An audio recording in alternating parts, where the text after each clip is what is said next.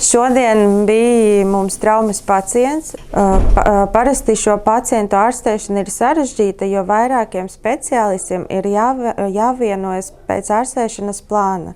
Teiksim, ir jāiztira kanāls tam zobam, kurš vairs nav dzīvotspējīgs. Tad ir jāizrauj tās saknītes, kuru zobu kroņus nevarēs vairs atjaunot. Tad jāsarunā ar implantologu, kurš liks implantus, daktari, kurš protezēs, un viss tas notiek ļoti kompleksī.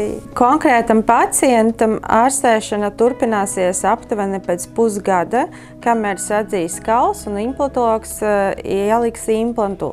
Līdz ar to pacientu mēs nevaram atstāt pusgadu bez centrālā zoba. Šodien es uzbūvēju pagaidu variantu, kas varētu pacientu atbalstīt psiholoģiski, viņš varētu, teiksim, smaidīt un justies labi, kamēr notiek atvesaļošanas process un tālākā ārstēšana.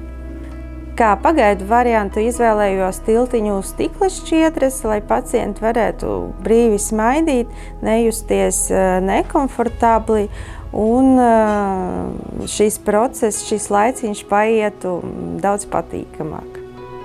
Nākamā mūsu tikšanās reize ir pēc 3 mēnešiem. Tad arī skatīsimies, kā notiek dzīšanas process.